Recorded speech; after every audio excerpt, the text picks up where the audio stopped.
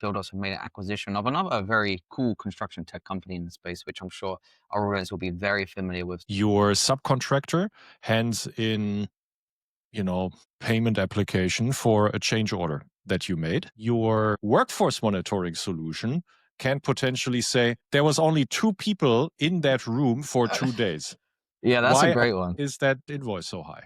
Yeah, I like that. Maybe. I have been on the receiving end of numerous of these kind of claims before, where people are claiming like, yeah, we took 2 guys for 5 days, and you're like, really? If you do not invest in your branding, people will make a branding story for you.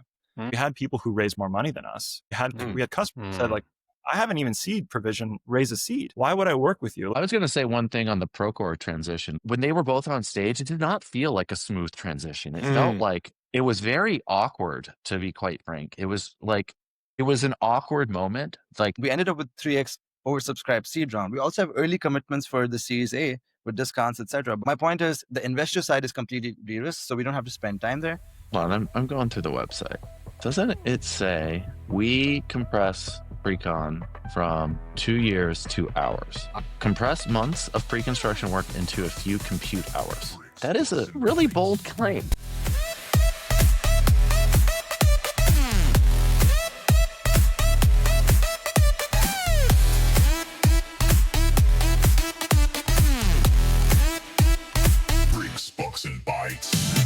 Hey, good afternoon, good morning, guys. Patric, Dustin, Martin. Good to have you here. Good evening. Hey. Right, guys. Today we're going to be talking about BuildDots. So we had the news earlier today that BuildDots have made an acquisition of another very cool construction tech company in the space, which I'm sure our audience will be very familiar with. So we will get to that. Dustin, you have been, or you are, I think it's just finished. Groundbreak. Yesterday was the last day. I'm currently here. There's one more day. One more day? Yeah, Cool. it was fun. So we're going to hear about what's going on over in Houston. Then we will have Luigi La Corte from Provision, who has just raised a $7 million US dollar seed round. We have been very good friends with Provision for some time on Bricks and Bytes. I think we spoke to Brendan back in 2022, which was, wow, some time ago. Then we'll have Tala from Canada Intelligence. They have just raised a $5.5 million US dollar seed round, and then we will wrap up for today. First off, BuildDots has acquired Genda. So my understanding of this acquisition is that BuildDots at the moment, they currently use image data to track progress on construction sites, but no data that exists with actually what's going on in real time, i.e. the workforce. So what the acquisition of Genda does is allows them to get an understanding of what is happening on the construction project in real time, then adjust or even learn from things that they can change or make and yeah, I guess speed up or course correct when things start getting in delay.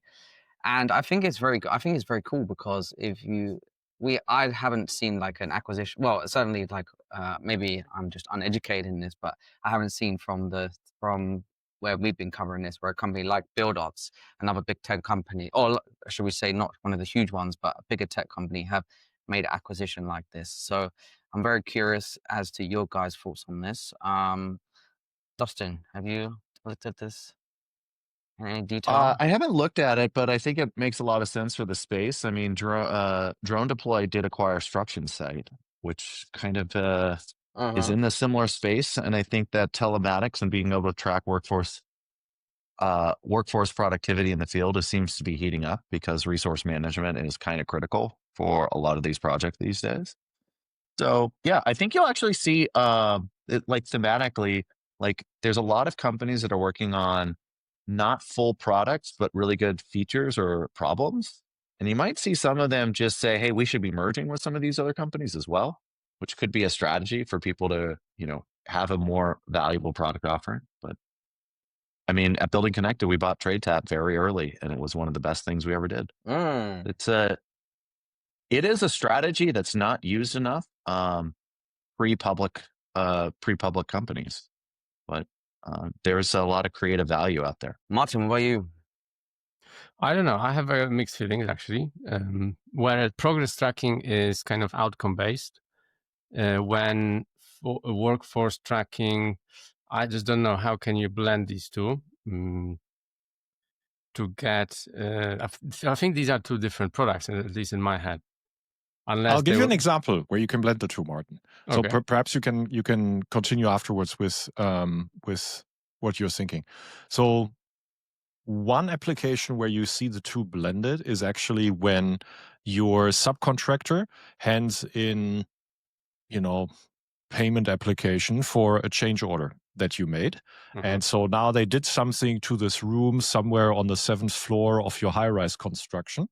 And your workforce monitoring solution can potentially say, Yeah, you didn't. there was only 2 people in that room for 2 days.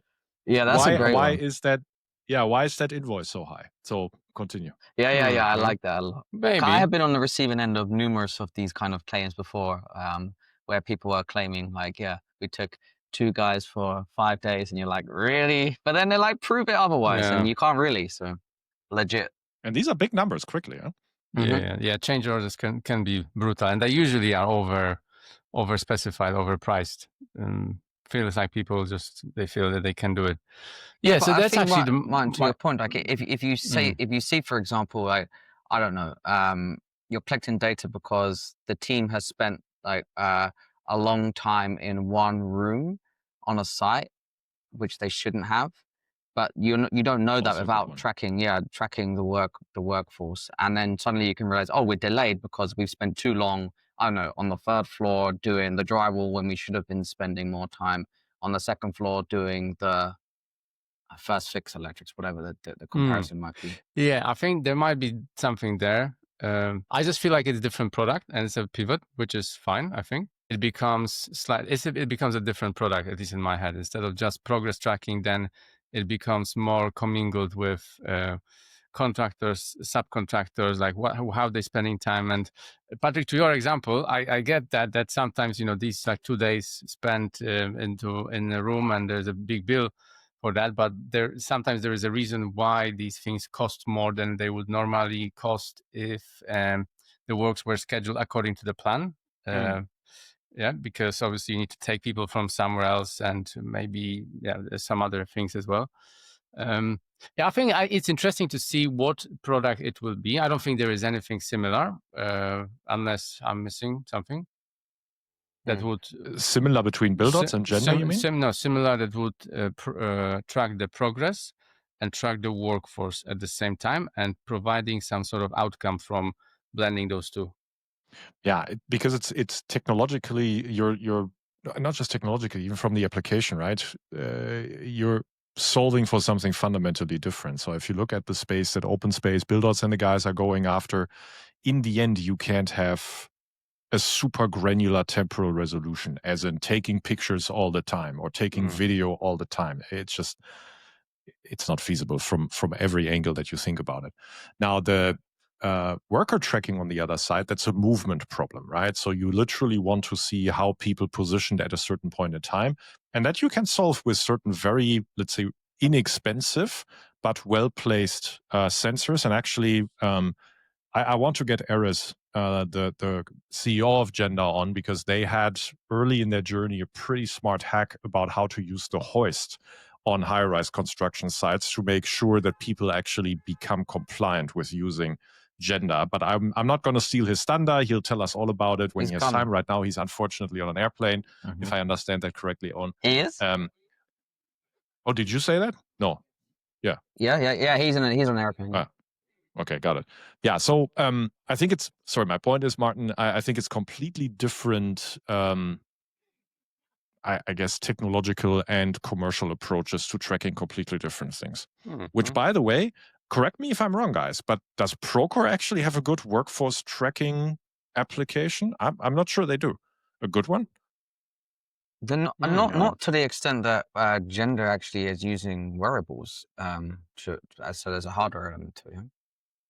I don't think anyone has a good solution for actually monitoring. Like, you have they acquired a company called LaborChart, which is a workforce management application. But in terms of actually tracking worker productivity in the field, that is a very challenging issue to tackle. I think though that if you can get some sort of information on who is actually participating in, like when you estimate, you're estimating production rate. And that production rate has like materials installed, equipment, it has a crew associated with it. And if that production rate, you're assuming that's a 4-person crew, but then you realize we meet our production rate and only 2 people are actually doing anything, then you can make adjustments to how you're forecasting. You can talk to your crew. What the hell are you guys doing? Because I know from the information. So there is a lot of information to be gleaned from marrying production and actually marrying who was doing it. Because Yes, you I know agree. now is productivity and production are the crews that I'm staffing for, or is it just lackadaisical crews? And so I think that there is some interesting stuff that will come out if you aggregate enough information, like who's actually doing these things. And you'll see how productivity diminishes as you go floor by floor. Well, what's the actual curve look like in some of those things, which would be quite challenging to track. This production rate is super interesting actually, because to my not very limited knowledge on estimating, I think it's based on some sort of norms and some sort of typical, I don't know, typical production rate, whatever it means Like for the proxies. particular for a particular task, right? So that's how you're supposed to do it. But this has been established when, like probably in certain countries, regions, decades ago, on maybe different materials as well, different techniques, different environments, things change, etc. So actually, tracking live, like working events, let's call them, and taking conclusions out of those could be a step up to adjust these production rates, perhaps. Well, they know their actual cost associated for those production rates. The thing is, they don't know how productive that whatever that labor people are. Like, was that because they're paying people? If it's a 4-person crew, they're paying them, so they know they paid them. But were operating at 50% capacity each person? So that's what they don't know. Very, very interesting. Patric, you have like a look like thoughts are going through the head. Constantly, man. That this is my I don't understand this world kind of look. So the resting face. Patric, any comment? Do you have any opinions on the acquisition? Specifically this one? Yeah. It could be a match made in heaven. I think very highly of Eris. I think super resilient, great product mind and understanding technology and the sector. Wonderful relationships with customers from what I have found over the years. And then, look, I mean, he's coming again into a super ambitious company with Buildots. Not an easy space for sure, right? So this is a hyper competitive space where I hate spaces where customers have buying choice. I'm going on the record saying that. I like it when customers have no buying choice. In this space, customers have a lot of buying choice, but he's marrying certainly with one of the top contenders that customers want to have in buying processes and evaluate that. And then from a technological perspective, let's rather say from a product perspective, they bring something into Buildots that Buildots doesn't have. And Buildots competitors perhaps don't have. Exactly, and as you guys just told me, Procore perhaps doesn't have that. And maybe ACC. I don't know, right? But right? So, exactly. So now you're adding something where where a Buildots customer can move beyond the pure progress tracking into the workforce tracking and then correlate the two. I think it's actually going to get you a ton of customer interest, get you a ton of tender processes, and will also lead to conversions because of that differentiation. I think it's a good acquisition. Dustin, with your experience of previously acquiring a startup, what is your advice to founders or teams that are acquiring a startup? What would you say? Well, the founders have to be aligned because one of them is going to take a back seat. And you have to, sometimes it's hard for a founder to do. So you have to get to know that individual and talk about, well, can our companies create more value than us? Because usually what happens is there are adjacent product offerings, right?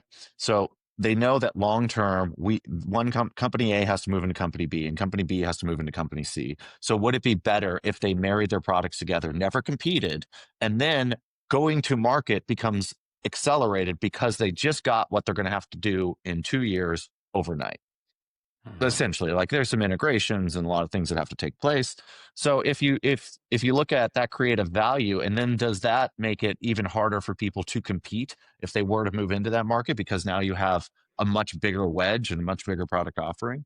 So I think you really have to think about that like, how many resources are we going to spend? So for example, with Building Connected, I wouldn't mind sharing this. Eventually we would have beat TradeTap no matter what. And I talked with Justin. I was like, well, the way the market is, everyone has to have bidding. Not everyone has to have qualifications. Because of that, I'm going to be able to build more revenue, eventually raise more capital. Eventually, they had a better qualification solution. However, the amount of resources I was going to spend just to win qualifications was going to be a lot. It was going to cost us a lot. It was going to be a war. They had partnerships with XXL. So we were able to come to an agreement that, hey, why fight this battle? I like your talent. I want to work with you. Let's give you equity and build. And it was a mostly equity transaction. So now everyone's incentivized, and then Justin got to keep running. What does qualifications of the future look like for construction? Keep working as partnerships. And now customers didn't have to select, do we do this qualification tool or Building Connecteds? And we didn't have to discount our pricing because we were going to give qualifications for free. Now we get to upsell. Like, it was a match made in heaven. And I see a lot of opportunities out there. Sounds like you also like it when customers have less choice. I do. Competition is good, but not for us. No. Staying on this just for a sec, Owen, if I can. Where do startups like BuildDots have money to acquire other startups? Is it from balance sheet or is it from investors? Like, what's the... If I read the article correctly, it was from investors, but I don't know. When I was reading it, I couldn't work out whether that was how the article was written or whether it was intention, like it is actually factual. So I don't know. Because every time we speak about unicorns and larger startups, I think for me it begs the question: are they profitable or not? And I know that you guys smile when I ask this because it's not that relevant in the startup world. But if a company is not profitable, that means that they don't have much money on their balance sheet. How do they acquire other startups? So let's get one thing out of the way before I let the other guys chime in. So most of the M&A that you see within venture land is actually share deals. So actually the smallest amount of deals, but the largest by volume, is actually done in some kind of cash transaction, whereas the largest number of smaller companies, it's typically share deals. And so Dustin has explained the logic perfectly. I can get valued higher than you can, so there's a multiple arbitrage. Why don't you take shares in my company, and I'm going to get you for an attractive deal, and I preserve cash. There are even deals in distress situations. I mean, these M&As also happen, where it's a combination of share deal and you have to give me also on top some additional cash to make that transaction happen. That also happens. Okay. Cool. And would when a company, obviously we can't speak for BuildDots, but how long ago do you think that they were looking, or even just generally, as a company thinking like, okay, this is a space we want to go into. Do we build or do we buy? Like, do we build it ourselves or do we just go out and find someone? Or are they more sort of reactively looking at the market and saying, okay, this could be complementary to our product. Let's investigate whether our customers want it and then whether it makes sense to do a deal. Is there any like scientific thinking when it comes to these sorts of deals? I guess I'll talk from my experience. I don't think you're actively pursuing, when you're an early stage company, what opportunities are there for something like this. So that has to come about opportunistically. And you can only consider something like this as if you're really, really confident. So they don't materialize overnight. I would guess that Justin and I were kicking the can for 6 months. But as you get bigger and bigger, it's something that you should actually consider more and more. So it's kind of correlated to your growth. As you become larger and larger, these are opportunities that you should consider in your calculus of how we are going to ultimately build our roadmap, in my opinion. And what Patric said is, yes, there is a lot of companies that are technically very cheap and can augment your product portfolio quite well because they just don't have a path forward. So I just see this as probably going to happen more. I actually hope that Edify's in that position because I think that there's going to be some really good opportunities out there. Very cool. And you acquire more than the product, right? I mean, and of course, You there's acquire established- talent. You acquire talent, you acquire brand goodwill and track record with customers if the company has been around for a while. Certainly, accelerated path to having that product. Depends on how accelerated that really is, because Dustin, you mentioned the integration that also then perhaps discounts that a little bit. But you're definitely in this space, you're acquiring brand goodwill, customer goodwill, you're acquiring talent. And so one of the calculi that goes into this, to your question, Owen, that is rarely talked about is, do I want my competitor to have that target? That actually happens more than you think. And so in a space as competitive as progress monitoring, I would be surprised if that was not a part of the calculus. Yeah. I mean, Well, this is a good transition to Autodesk and Procore, because one of the calculus Autodesk had was we don't want Procore to have building connected. Wait, before you go there, Dustin, I will just give people maybe something to think about. We don't have to dive into this, but just thinking about the reality capture space. Like OpenSpace done their announcement and they're moving into like the AI sphere of things and like site intelligence. We had Track 3D on last week who are like the lead, well, possibly the leading solution in actually ingesting this data and providing useful insights to it. BuildDots maybe were already in that field, but now they seem to have gone like one step, like sidestepped into something completely different, which the reality capture field was not thinking about before. So I don't know if anyone has any thoughts or opinions on that, then they should let us know. But yeah, let's go on to Autodesk and Procore Groundbreak. So Dustin, you're there. How is it? So I basically came here. I wanted to hear Procore's vision because I was also at Autodesk University. And then I actually wanted to go because I knew Tooey was doing his transition. And one way or another, it's end of an era for a man who's really changed construction tech. So paying my respects. What he did is unbelievable. So he deserves all the credit in the world. He essentially built a company that in a space that had never seen an outcome like that. So I thought it was great to be there. Overall, I was left wondering how to perceive what Procore's strategy was from the keynote. So Tooey handed off the baton to the new CEO, and he gave a few words, but then the main focus was on AI. And the fact is, Procore says they're releasing an agent for everything. We don't actually know what that means. And they also are releasing an agent kit so customers can develop their own agent. Now, mind you, we're in a room of, 3,000 builders. I don't know how many people in the room know what an agent is. Very true. I don't know how many are 100%. eager to get into agent kit. So I don't know specifically who this was targeted for. They did talk about an example of working with Mortensen on Agent Kit about a closeout agent.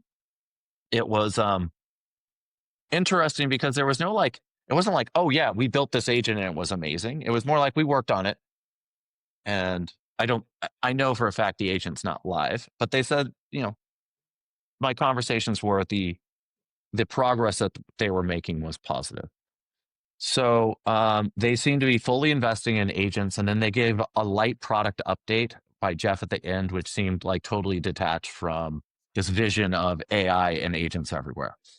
So I thought, if I were to compare and contrast, it's like Autodesk said, hey, we have these AI tools that just allow you to design anything, and then from there you price construction, which is wrong. And then Procore basically talked nothing about the solutions they've provided the industry and just said, we're just agents everywhere now. And so I think both companies kind of missed their mark in talking to their customers. Yeah. Yes, but they didn't talk about any problems they could solve. I mean, Autodesk has a challenge because their product portfolio is so big. I don't know why they don't divide it up into 3 different conferences. They have manufacturing, they have movies, and then they have the AEC space. They could be way more effective of trying to convey a keynote in that fashion, but you just didn't hear Procore talking about how we're making builders better until the very end with some product. Agent Kit, it solves everything. Yeah, maybe that's the thing, because agents are very trendy, popular right now. So that's what's nice to say and nice to do. Maybe there's nothing in there that can really push the bar significantly. Now you will for be the builders. branded an AI doomer in the comment section. That's all right. I already got told off No, by the someone, by the way, for being too AI negative on Bricks and Bytes. So. Oh, you're a doomer, man. To be honest, it was a presentation for the analysts that Procore is now an AI company. Like, that's the only reason you spend an entire hour. Yeah. That's just my take. PR. I want to say two things on this, and then I'll go to the others. One is, I think 2 years ago, Martin and I were at Groundbreak, and I'm pretty sure they announced the exact same thing. And 2 years we're still here, and they're still announcing this.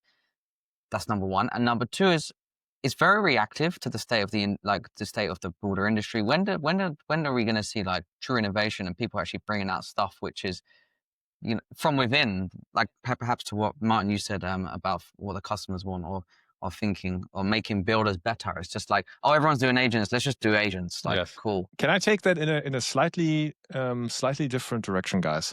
So one of the things that has been, as an I don't own shares in Procore. I have no financial ties with Procore, none whatsoever. I have friends there, but that's it. What has been bugging me is how the succession has been happening in the leadership role. I've been part of one great CEO transition in one of the companies that I worked for, and that was 6 years in the making. That was literally the person was tapped 6 years before, was gradually taking on CEO responsibilities. The last 2 years, capital market communication, participation, etc. And that person slowly was able to build their vision, strategy, organization model. And then when it happened, it came not only with a ton of organizational context, but also it was prepared. The organization felt prepared. The capital markets felt prepared. Like Buffett and Greg Abel, kind of. I mean, that is, I'm not sure how prepared both of them feel for this, but I would say as an outside, yeah, exactly right. But I mean, how can you, these are big shoes to fill, obviously. But my point here in Procore is you had 20 plus years to prepare the succession. It's a product business and a distribution business. Sorry, there's nothing hard about the business model, okay? The products are hard and the business is hard, but the business model is very, very simple. And you moved into a new technological era, in your own view, 3.5 years ago. And here we are scrambling for succession.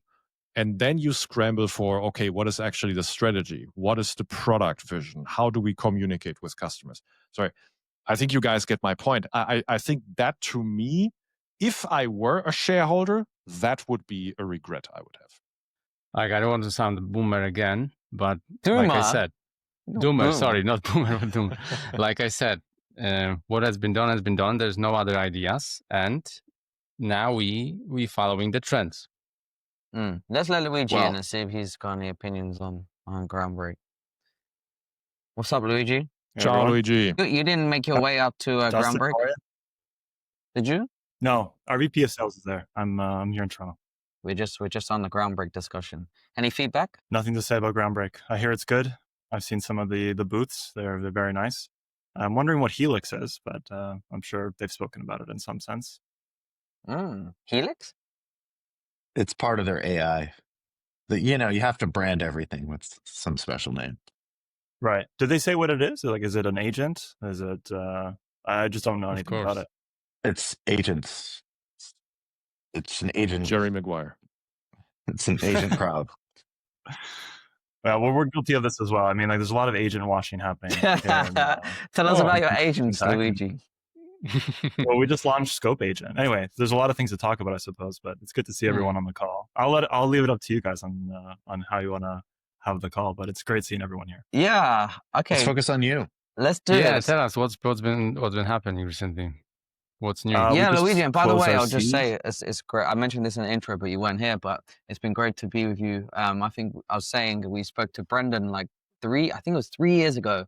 And we're still in contact. So good to have you here. Yeah, thanks for having me, Owen and Martin. It's good seeing everyone here. We just closed our seed. We announced our seed, I should say, yesterday, but we closed our seed back in August. We closed it with Tricano Management. They're the primary funder of the Allen Institute for AI. And so we're developing some partnerships there on the AI research side. So we're very excited about that. We just launched a new product, Scope Agent. Scope Agent generates scopes of work for general contractors doing CM jobs primarily. Lump sum, we're not really dipping our toes in right now, but we're very excited about that as well. So that's the short and brief. Is it a pivot in any way, or you wouldn't say so? It's really an expansion. We have definitely played around with our positioning a lot. So originally, we were perceived as contract review, and we really gravitated towards the estimator persona. Estimators don't typically do contract review, but some of them do. And as we started working with estimators, they wanted us to pull items out of their specs. They want us to pull items out of their drawings. And we ended up gravitating towards that. So, I think the most interesting things we could talk about today is Dustin had a hot take.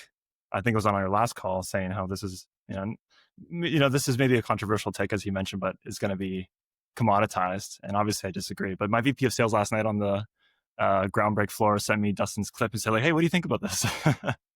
I said, obviously I respect Dustin's take, but I do disagree. And I'm happy to talk about why. But yeah, we like that. Let's hear it. So I think that I what's do agree Dustin's on. I do take? agree in Hold on. some. It's like, Dustin, what's your take on this? I was specifically referencing that 2D takeoff will be commoditized. Yeah. Okay. So, yeah, 2D takeoffs will be commoditized, and that things like finding information within specs will be commoditized. Can you just explain what would that mean? What's the example of that if it's commoditized? The current industry standard is OST, and that is literally clicking on walls and lines and color coding it and taking areas and linear footages and cubic yards from foundation system. There's some tools that try to automate this. And my position is that the quantities from drawings, you'll drop the files into whatever AI tool you want, eventually ChatGPT, and you'll be able to have the quantities that are represented in the drawings and be able to read all the labels and identify every single item in the drawings. I'll subscribe That's to my that. position. Okay. Oh, Yeah. Okay. Luigi, you go. Yeah. It's a good position. It does make sense. I'd say two things. One, just because something's a commodity doesn't mean that there's value that you can't extract. Like cloud service. I didn't say that. That's actually, I agree with that statement. Yeah. So, cloud service providers, it's a commodity product, very profitable for Microsoft, very profitable for Amazon, Google, et cetera. So that's one thing. Two, I do agree to some degree. It will be done by the model providers like OpenAI and Google. Will it be done accurately? No, it won't. And in this case, I actually think estimating is more akin to automated driving, autonomous driving than anything else. In autonomous driving, you need 100% accuracy or, close to 99.99% accuracy, because anytime you're incorrect, there's a human life. In drawing takeoffs, anytime you're incorrect, there's lost profit, or there's a dispute, or there's a lawsuit. So if you want a mediocre estimate, I do think you can use OpenAI. I think you can use Gemini, but they already have problems. GCs and subs already have problems with the quality of these takeoffs.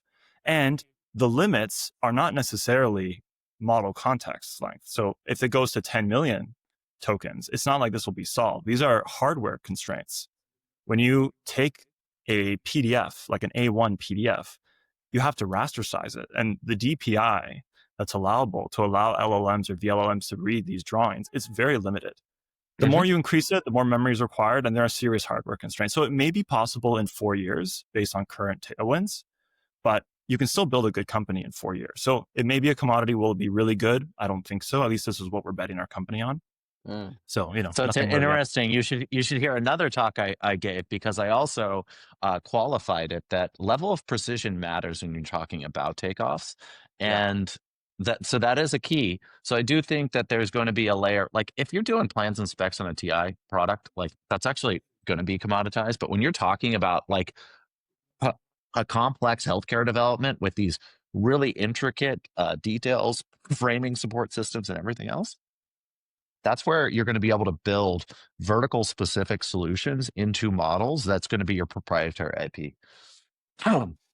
And to your point, Dustin, on there being no moat, I know you've qualified it, but I do actually believe that for a company to say, hey, we do 99% accuracy for drawings, there is a moat there, as long as it's defensible.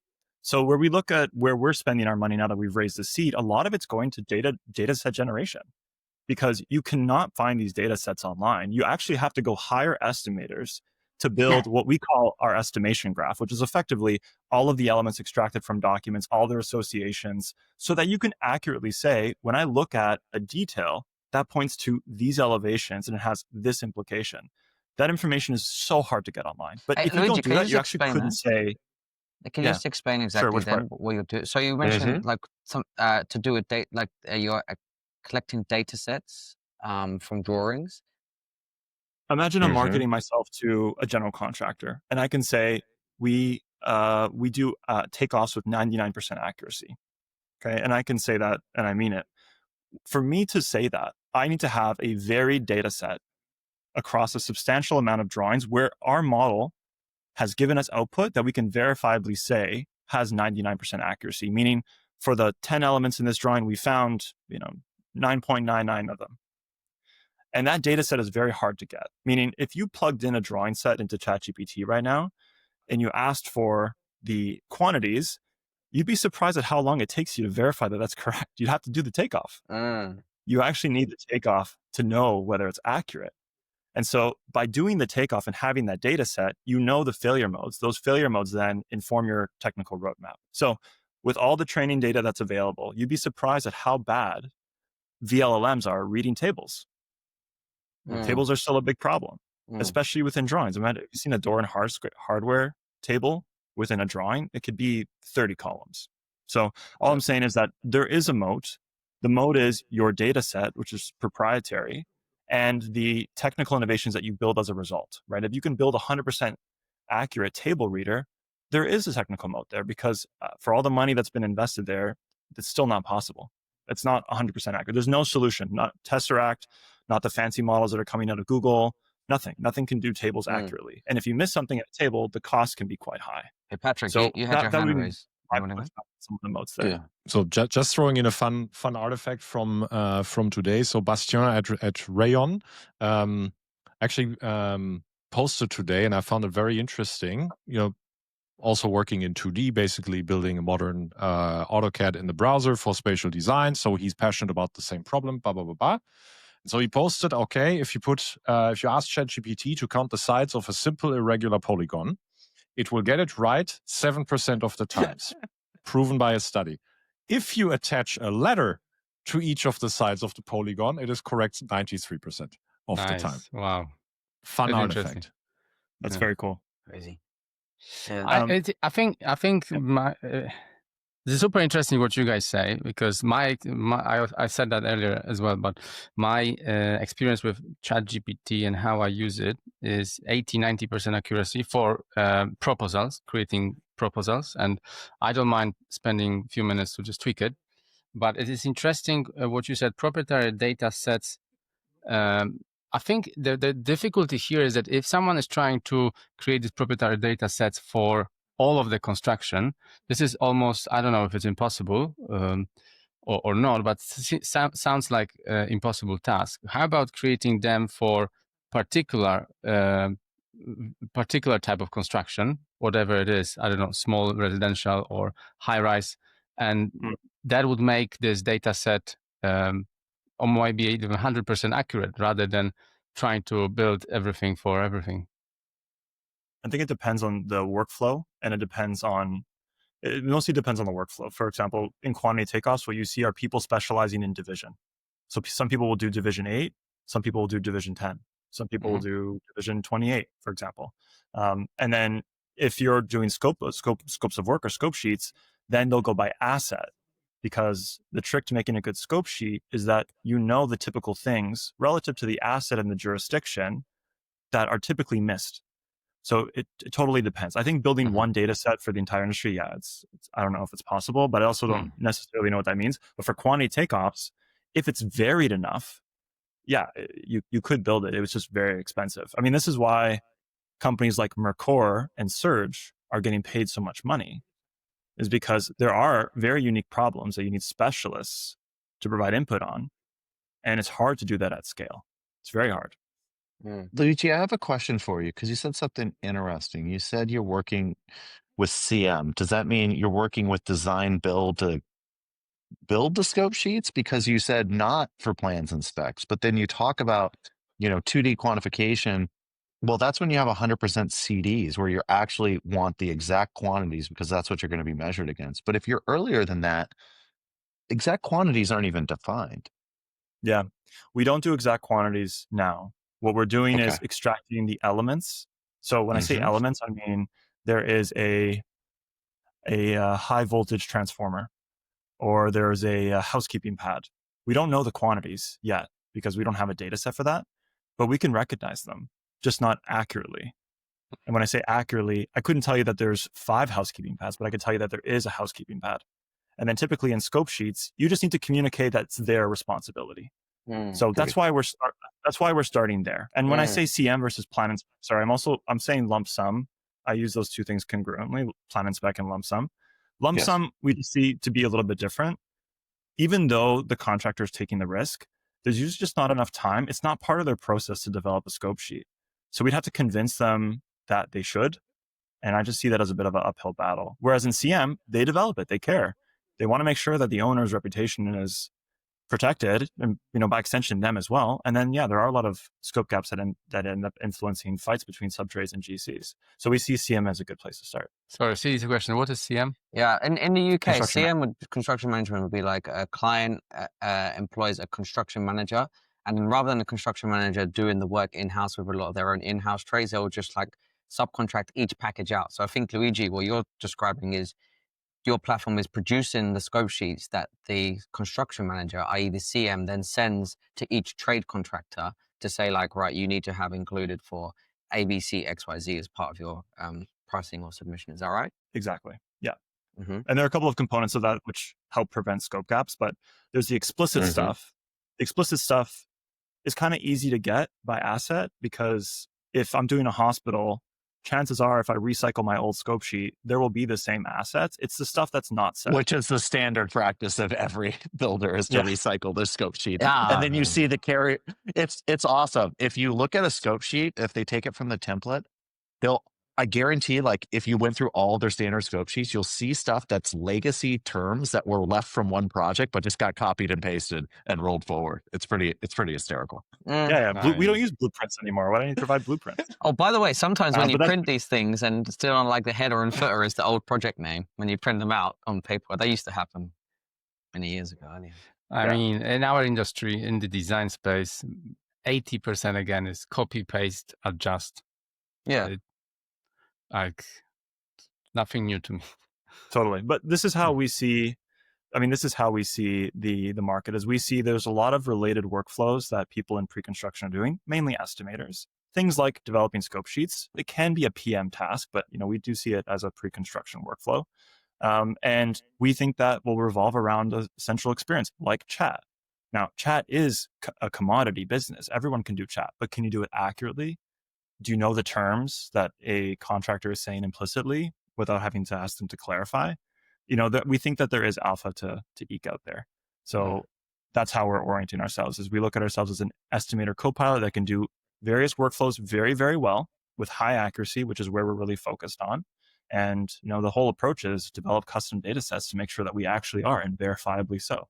And we think that will develop the best trusting relationship possible with our customers. So can I have a definite answer here? Like, will you guys or will the industry create accurate, I don't know, how do you call it, scope sheets or accurate data sets, or it might never be 100% accurate, and there will be this human element that will always have to take a risk and sign something off rather than rely brainlessly on AI. And Luigi, sorry, by definite, Martin means whatever you say, he's going to believe for the next 5 years at least. So get this right. I think the latter. I don't see a world where a contractor wholeheartedly trusts AI output without looking at it themselves. There's just too much institutional knowledge. There's too much experience that goes into making sure that it's correct. So what I think will happen is there will be, man and machine, quote unquote man, person and machine working together to develop scope sheets, just much faster and much better.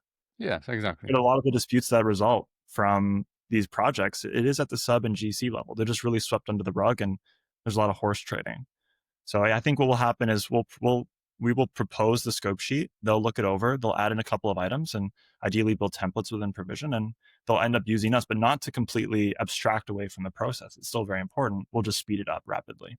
One way how I rationalize to myself, not coming from construction management, how what you're saying, Luigi, registers in a let's say generic commercial mind is the following: whatever you get wrong in your bid, typically you cannot make up for it just with better execution during the construction phase. You can be lucky that the material prices perhaps are better than you calculated, but you cannot make up for it with better coordination on the construction side, which is that's why you have to nail that bid. And that's why a good contractor that, whose livelihood depends on their business will absolutely not fully trust an automated solution. Mm-hmm. Yeah. Yeah, 100% agree. agree. Yeah. I've never been on the record for saying that they're going to trust the 2D takeoff 100%. At the end of the day, I think we get lost on quantities is quantities. That does not equal a price. There is much nuance that need to go into how you're going to install and produce the product. And that is often lost in pre-con. That's super lost in pre-con all the time. And I mean, it. How old are these price databases that they kick around internally and treat as proprietary voodoo? I mean, yeah. Well, it's funny because people want a level of precision on quantities that's 99.999 and Six Sigma, right? 3-year-old prices. But their unit cost is wildly off. They have no idea. They can't justify it. There's no backup. There's no production rate. There's no so it's kind of funny and hysterical. At the end of the day, well, we know the quantities. We have no idea what it actually takes to install half the time. Yeah, I agree. Yeah. Can I switch gears here? Luigi, come on. Well, let's talk more about provision. Sure. So through our relationship, we've been constantly, and sorry, you did not brief me on this. I'm just fanboying. Again, I don't have shares in your business. I'm personally invested in your success just because you're such an amazing founder, but I have no financial participation. So I'm allowed to fanboy here, okay? Even against my personal ethical code. So I think two things that the world should understand. One, you have been one of the craziest capital efficient growth companies at this early stage that I have seen stateside. Well, technically you're Maple Leaf side, but you're obviously doing your business stateside. So that has been absolutely, I think, bang on. And secondly, the level of granularity, how you understand your customers, I found that always very impressive. And your customers speak to the same language. So you don't have to comment. That's fine. I just wanted to put that on the record. I'm fanboying here a little bit, but I think you've done an amazing job building a real business and not just some narrative or storytelling, whatever. I think, I wish you all the best that will continue, of course, and I think it will. I appreciate that, Patrick. And I'll be incredibly happy when we can make a meaningful dent in the industry. And, we look at impact a few ways. I ultimately just want GCs to be more profitable. I think it's crazy for how much risk they take on and how much they know their trade. I just can't believe that they're ending up with 1% to 2% profit margins. It's crazy. It is. And that's in the face of a growing infrastructure backlog and owner projects that need to be procured. And, GCs are closing shop. It doesn't make any sense to me. So I'll be very, very happy when these companies are flourishing and they're making 10% profit margins and they can invest in technology and staffing and training. That's a world that I want to live in. So now you have 7 million. What about capital efficiency now? Yeah. Where's the money going? I will say things have loosened a little bit. I mean, we purchased provision.com. Oh, no. Damn. It's the 6.5 million. So you got 500K left. The thing that I've realized, it couldn't be cheap. Provision.com couldn't be cheap. I think we got a good deal. Got a good deal. How some much? people look at it as two words. Provision. I can't say. But anyway, I think it's very important. What I didn't realize at the pre-seed, and this was a hard lesson one, was that branding is so important. And if you do not invest in your branding, people will make a branding story for you. Wow. So I wouldn't say anyone has said us. this on Bricks and Bytes before. Go for it. I'm intrigued. It's so true in construction tech. I mean, you could have the best product that's the most accurate, but if you don't have a narrative and if you're not pounding the drum, then it's going to be made for you. And, I will say that the capital efficiency story was held against us, right? As we had people who raised more money than us, we had customers who said, like, I haven't even seed provision raise a seed. How much have you guys raised? Why would I work with you? It looks like you've raised $1 million. So because you're not leaking cash and you're around next year. Well, I do think that where we failed, I wouldn't say that anyone's doing. I think people are just playing the game, right? And that's just the game to play. You need to have a brand. You need to be loud, and you need to be seen as a trustworthy company. So, Provision.com, it helps people underwrite our trustworthiness to a degree. It is very psychological, but if you want to build a world-class brand, I mean, look at all the companies that IPO. None of them don't have their .coms. They all do, and that's our intent. Right. So we really believe in ourselves and we're going to underwrite that opportunity, and we are going to be spending more money as a result. I mean, when you track your S&M spend, it's, it's more, it's definitely more, but I do believe that it's going to be we're going to generate good ROIC on that. I think you're a good allocator of that capital. I think you've proven to be. Yeah. We'll see at the Series A. I got a feeling we're going to be integrating together. I hope so. I actually think it is very complementary, Dustin. And I do too. A lot of especially as we move into value engineering and option engineering, it's going to make a lot of sense. Yeah, absolutely. We want to completely solve the document extraction issue at a very, very high accuracy to the point where you don't have to worry about it. And we free up your time to work on value engineering. That's where I do actually see the estimator providing the most value. They just can't. And subcontractor pricing, right? And really pressuring those relationships. Not that I want that, but that's where you eke out alpha in projects. Josh, Luigi, Josh commented on our live stream and said, how are you going about marketing Provision and getting customers? So right now we're going to be doing more field marketing. And so we'll have a presence at these events from now on. So Ben, our VP of sales, he's at Groundbreak. I'll be going to Detroit next week at a risk event hosted by NFP. And, the YC canonical advice, and I know, Dustin, you have strong feelings about YC as well, which I'd love to talk it says don't go to conferences, actually. I put a post up about this some time ago. It says don't go to conferences with the proviso unless it's the best way to meet customers. And I, you know what?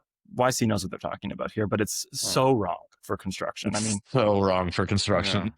Yeah. It's so wrong. All of our growth to date has been word of mouth and cold outbound. All of it. So it's people dialing for dollars and it's people talking. That's it. So you now should we're go to advancing pre-con. Yeah, we will.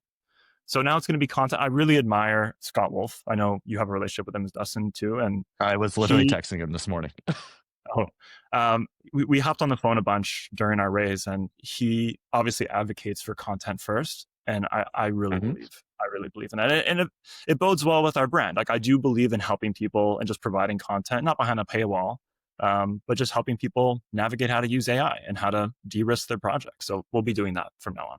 Yeah. Is he on your cap table? Scott's fantastic. Oh, he's awesome. Yeah, he's awesome. He's great. I know I probably overstayed my welcome, Owen, but no, this has been fantastic. We actually extended your slot before we went live, so we knew there was a lot to talk about. And look, and here we are.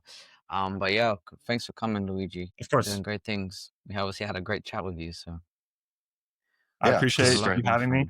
Dustin, great seeing you. Patrick, great seeing you as always. Martin, thanks for everything. Thank you. See you, gents. Bye. Bye, Luigi. Yeah. Very cool. Very cool. Yeah. He defended his position really well. I actually don't think we're that far apart. The way most people use 2D quantification, like 90% of the market is going to be fine. But then he's talking about people that are building sophisticated work. Agree. You're going to need augmentation of what these standard models can do. And there's going to be a lot of value in how you can extract the data and utilize it. I think that on the point of people not trusting this information, I can tell you, having done takeoffs and work still in communication and contact with people that do these takeoffs, never ever are they going to trust a tool which tells them how much quantity of something exists within a building. Not yet. I think it will change. But I think what's very smart is how Provision are tackling this. So they're not starting with quantification. They're going through the scope, the scope documents, and there's an element there of building trust with the customer first, and then you kind of like start building on that and release the takeoff and say like, this is 99.9% accurate. I guess your chances of convincing them that it is actually 99.9% accurate is better than if you just say, oh, here's our takeoff solution and it is accurate and you should trust it. Well, I think that's funny because Autodesk position, it's funny. I was talking to a GC yesterday. they're like, well, what Autodesk did was create 2 failure points. First, no GC has ever trusted the quantities from BIM, right? They're like, because they can theoretically get quantities out of a model right now. And then Autodesk is like, okay, so we're going to have our BIM model, and then we're going to have an AI tool that's going to take the quantities, which we don't trust, and then it's going to generate quantities for our estimates. So now we have an AI tool talking to something that they don't trust, and I have 2 things that they don't trust to derive quantities for the project. One of the reason why BIM is such a myth and BS. If that really worked, that would spit the quantities straight away. Yeah, it should do. Yeah, in theory. I mean, why would you need another tool to assess what the BIM has done and how much and etc. Like, yeah, we have Tala coming on in a moment. But Josh, you asked another question. Maybe we'll get to it at the end. Thanks for all the questions, Hannah. Great. I was going to say one thing on the Procore transition, because Patric, I thought you brought up a really good point.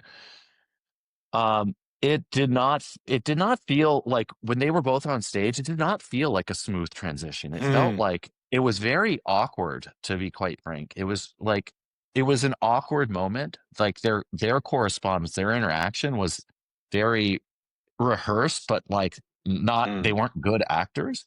And I couldn't help but leave like, this is definitely, he's coming in as a transition CEO to just, I feel like, manage the business. But there was not a person on the stage that I could see also taking the helm.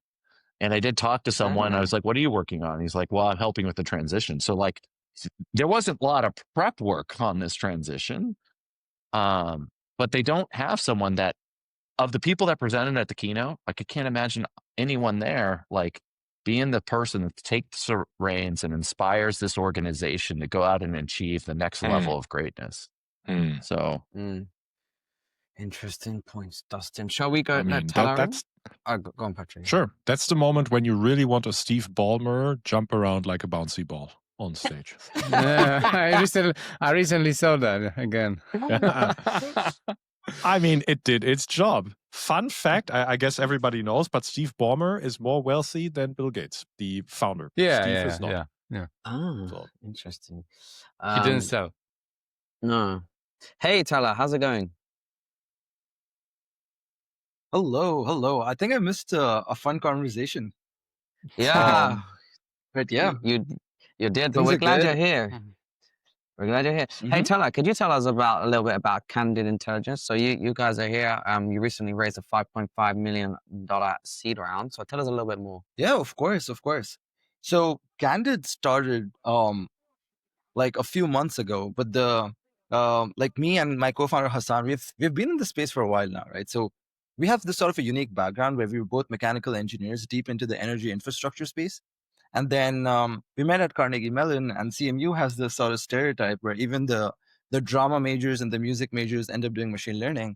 So we kind of made a hard pivot from energy infrastructure to AI infrastructure, right? So that's kind of our background coming into the space, having this sort of a dual purpose and this dual perspective going into this. But more about Candid, right? What we're trying to do is we're trying to collapse the pre-construction timeline. So as it stands today, most construction projects, especially the ones we are going after, like in the EPC space, they take like a median of 4 years to complete, of which the first 2-ish years, right? It's the bidding, the detail engineering and procurement. This process it's being done within like closed walls with engineers in front of computers. And this is 2 years of decision making and design and chasing vendors, before which the first nail even goes into the ground. So by us collapsing this sort of timeline, which happens before the construction even starts, what we're trying to really do is not just save time and money and all that good stuff, but also start construction a year sooner. What this really means is we can also end construction a year sooner.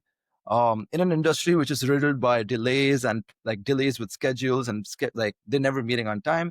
But by ending construction a year sooner, we also unlock this extra year of revenue at the end, which like fundamentally changes the way a lot of these construction projects work, how they profit and how quickly they can get to revenue. So you're saying collapse pre-construction from years to months, or not to hours even, but in the particular construction type or overall? Oh yeah, that's a great question. So I would say the way I look at construction is there's like 3 buckets. The first bucket is GCs. It's like general contractors. This space is there's a lot of business here, but they're like the workflows aren't repeatable, and as such, it's not a good sticky business to build around. The middle vertical, right, which is like the kind of construction you would see typically buildings, bridges, residential complexes, whatever. This is a good space, but we focus on the third vertical, which is construction for energy infrastructure. So what we have here are projects ranging from anything from like data centers to nuclear engineering facilities to chemical processing plants.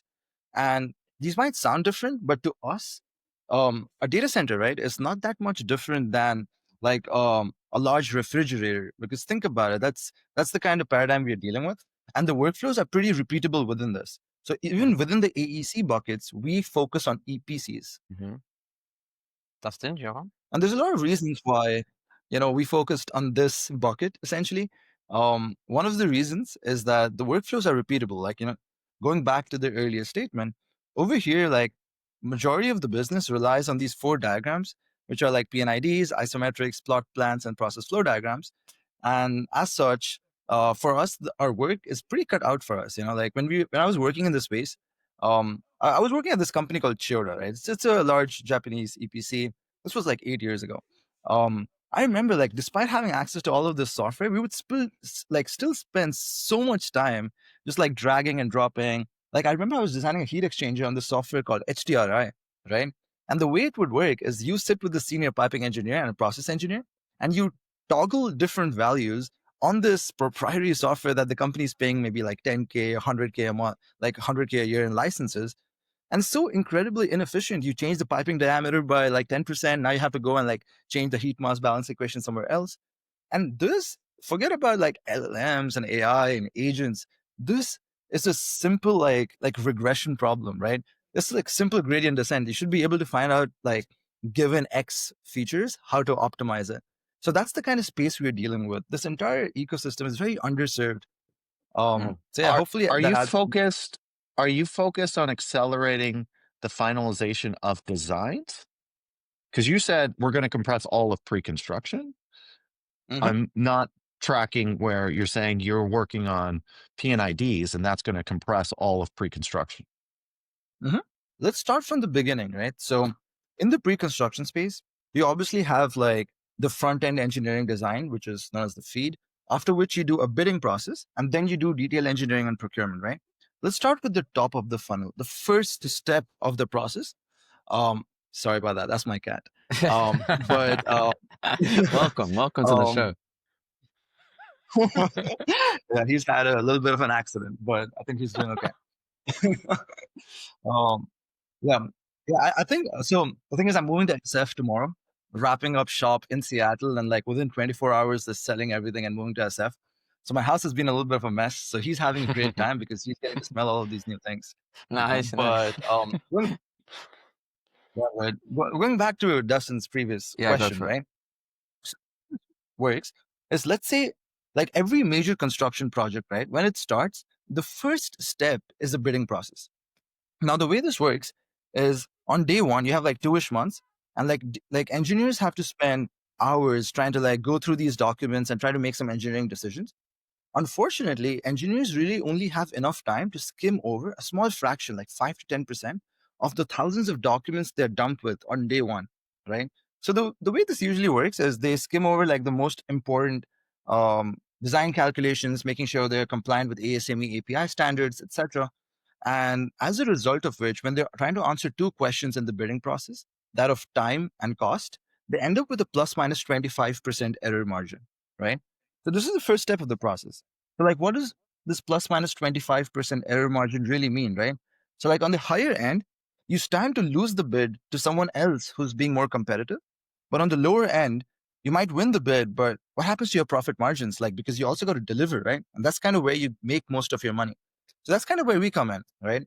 We build these like vertical agents that not only reduce this error margin from plus minus 25% to plus minus 10%, we also reduce the amount of time it takes from like 12-ish weeks median to like 2 weeks.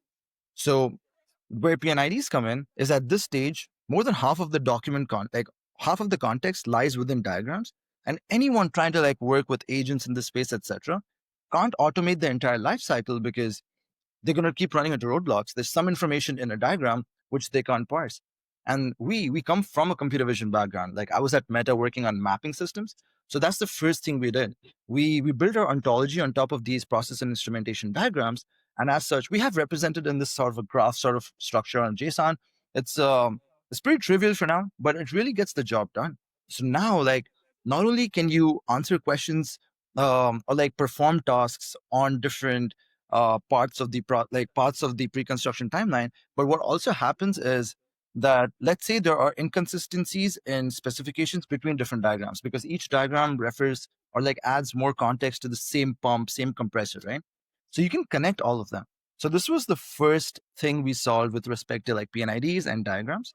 And that is also like one of our entry modes into the space. And I would say the second, maybe let me pause here, right? Does that make sense? Yes. So you also enhancing the design, helping them enhance the design, or is that correct way of understanding it? So we're not helping design just yet because I feel like that's more abstract. There's a lot of human input that goes into it. Even after the design, right? There's a lot of analysis that needs to be done. Let's say the engineer comes up with a design for a plant. There's going to be like 25 pumps, not 20, that's a lot, like 5 pumps with 25 flanges, etc. And now the engineer needs to see the perfect layout for this in this project. And typically most of these projects are brownfield projects. So even after the design is done, there's a lot of engineering work that goes in. They have to maybe calculate the amount of pipes that can sit on one rack, right? Typically, this would take a while. Engineers would have to go in Excel sheets and change values, etc. What we do is we just help automate that because not only can we perform actions on the information, we can also work with software in this space which does not have APIs. So that's the second aspect of it. But yeah, we don't directly help with design, at least not today.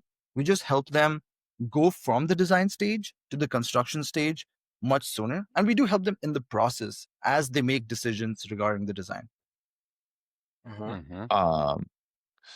So this is why you're working with EPC, because they're going to own the engineering, procurement, and construction.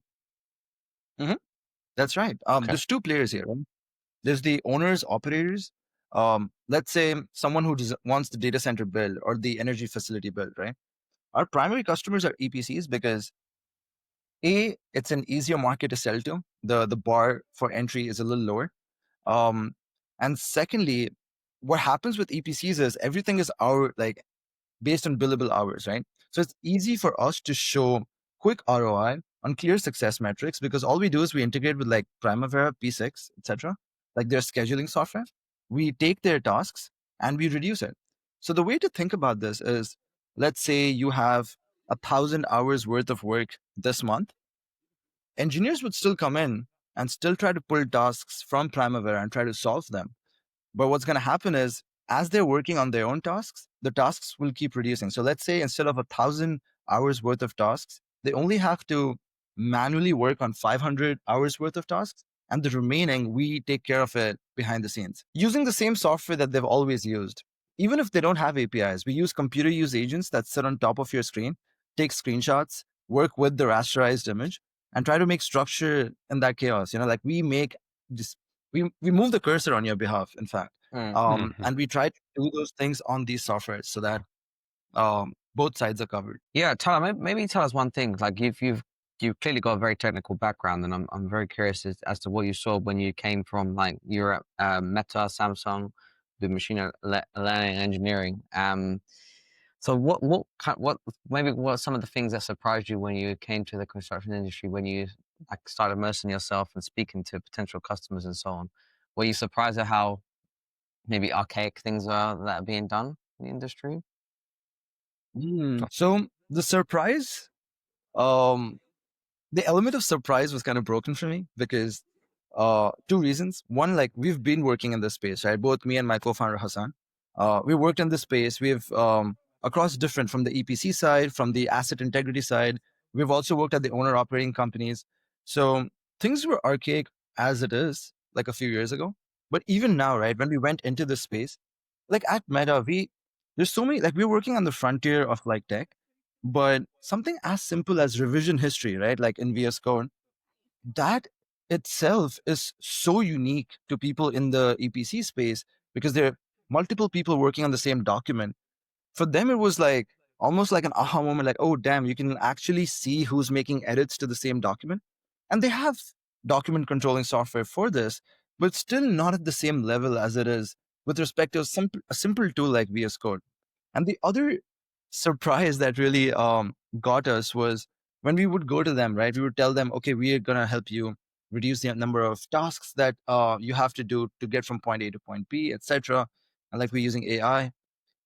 Most people in this space don't have the most familiarity with what AI really means, right? Because of media, etc. For them, in their minds, they correlate AI with like ChatGPT, Agents. with LLM agents. And for us, it was the sort of a coaching experience. We would have to like make a version 0 of the product, go out and show it to them. In fact, the first version of our product didn't have any LLMs, any agents, nothing. It was just pure computer vision algorithms, which would read PNIDs, extract all of the information. And yeah, this was something they would have to do and spend 10 hours every week. And we just prepared the material takeoff sheet for them, like almost instantly using PNIDs. So that actually inspired more confidence in them because they could see what AI was capable of doing beyond just agents and LLMs. And I think that's been a good approach we've tried to like, use. Yeah, take on. Cool. Any last question from you guys as we're out of our slot? So where are you spending money? What's the next steps for you? Yeah, so for us, there's three aspects of doing a business, right? The raising money side, like investors, that's kind of de-risk for us. We tried to go in and raise a pre-seed round that week, and on the Monday we started the pre-seed. We got so much interest, we decided to simply go into a seed round. We stopped the pre-seed midway. We honored the ones we had committed to, but then we ended up with 3x oversubscribed seed round. We also have early commitments for the Series A with discounts, etc. But my point is the investor side is completely de-risked, so we don't have to spend time there. With customers, we already have some momentum there, so that's been good. All of our money is now going towards hiring people and making sure we're able to like meet the expectation of these customers that we have. So yeah, we've already hired one person. He's one of my closest friends from MIT. Like he's also ironically the first co-founder I ever had as part of the MIT Sandbox program. We went on to do different things, but we reconnected, and he's the first hire. And then, yeah, that's how we are going about this. Growing the product. Great to hear about this rise. I'm just curious, was there anything that investors weren't super clear about in terms of the idea or the business? Oh yeah, that's the whole thing. So when we first started, right, we were pitching to like investors, and we had to help them build their thesis because a lot of people didn't know much about the space, much less about the energy construction side because they're more familiar with AEC and general construction. So I think what helped was we had this deck, like a small deck, like a 5-page deck or whatever. And then as questions kept coming up, I did this sort of nearest neighbors like, okay, this question is being asked way too much. So I added a slide in the data room and just linked the slide to it. And then that slide ended up becoming like that deck ended up becoming like a 20-page deck. And the core slides were just like 5 slides and everything else is hidden. But people had so many questions about how the space works, who's the buyer, how do you navigate these long sales cycles, what is the success metric? So yeah, helping them get clarity on like the space was beneficial. But yeah, investors, I think at the end of the day, they're trying to take bets. They saw the progress we had. They saw the customers we had. Some of them also spoke to the customers we had, and the customers were so excited that at that point, I think that's what like moved the needle in our favor. Very cool. Okay, Tala, thanks so much for coming. Good luck. Thank you. Oh, this is awesome. Have a good day, guys. Take care. Bye-bye. Bye, Tala. Bye-bye. All right. Cool. Yeah, some of that stuff was a little bit above my technical pay grade, I must admit. Hopefully it made sense to a few of you. You're going to speak at Rick's soon. Too late. I already done it on Tuesday. How was it? Well, I mean, talk about skeptics of technology. And these are the people that will be using tools like Provision and even Edify There's some work to be done, I think. Mhm. We didn't I even can't bring help- up agents, by the way. We agreed in the panel that we would not bring up agents because it would be too technical for the audience that was Oh there. my god. Dustin, you were saying? Hold on, I'm going to the website. Doesn't it say we compress pre-con from 2 years to hours? I recall something similar to that. Yeah. Yes. Compress months of pre-construction work into a few compute hours. It's a really bold claim. Very. I think it's for a very narrow use case, right? It's not for every type of projects. I mean, it's Yeah. impossible. Yeah, it's Yeah. just this is one thing in general is one of things I frustrate with is when people aren't specific about what their claims actually are referencing to. Mhm. I've got a phrase for that. It's called Western marketing. I've heard you call it something worse. Shall we go? Hey, I think Josh in the chat has an interesting question. Yeah. It's actually for you, Dustin. So here we go. And it's quite a cool one, maybe for some thought-provoking statements. So, if you were starting me with again it. from the beginning and going the bootstrapped route, what would be the most effective way to grow a construction startup? I would find a co-founder that is very technical. I'd probably actually try to find a team of co-founders. I'd probably have one engineering lead, one CTO that can also write code, and a product designer to start out. And I do a lot of product management and sales. So that would be a core team. I'd rather build it with a team. We could probably moonlight till we got an MVP, and so we could get a product to market. I would probably use contract engineering if my team needed some help there. I would go door to door in my local market and literally show up, and I've already talked about this, to every single builder in 10-mile area. Yeah, it's really simple. Find some people you want to spend a lot of time with on nights and weekends, get a product to market, and then get people to write a check. Beautiful. And what Luigi said again, what was this sentence? Branding. Oh, and you will remember. About branding? Huh? About branding? About market, yeah. Investing about in the branding and brand? market. Ah, I never heard this before. In this, obviously you read marketing books and books written by people who do branding, right? And they say it's like Well, the we'll most look at the important thing. transcript, but Luigi's message was that if you don't do your own branding early, someone else will do your the branding industry for you. will do it for you or on you. Yeah. I think it's quite very interesting actually, because I actually don't know his business that well, but sounds like Patric, you know much better. But by bootstrapping and perhaps being profitable, which to me is a great thing, he probably was not committing too much time on resources for marketing, and now he feels like it probably he would have been better had he done that. So I actually think he could be more specific about their solution, because it says AI for pre-con. And like, honestly, your message can get lost in white noise. Like, be specific early on. Be specific early on about the problems you're trying to solve. Like, he's not AI for all of pre-con. No. And this is the thing, when people say things like all of pre-con, pre-construction is super vast. It incorporates design, engineering, construction, feasibility, permitting, all of these things. So, like, market what you are. Yes, you can expand your messaging later on. I just think that is more effective. Anyone and anything exciting to share before we wrap up for the week? Any industry gossip? You tell us when you're back from debate. You tell us when you're back from the prison cell. Networking. I'm going to have gossip next week. I just want to confirm what I can go public with. Oh, exciting! That's a great way to get to grow our audience retention. Thank you, Dustin. I'll tease it. I tease it as the drama from Groundbreak, as it's been reported. Patric, I'm really outside my comfort zone, I have to say. But come on, hey, Owen up the insurance I hear. Don't tell people. They're really going to come for us. Hold on. Does that extend to you and me, Dustin? I think that's company insurance. Oh, no. We need to review our guest policy then. Okay. Cool. All right, guys, let's call this a day. Thank you so much.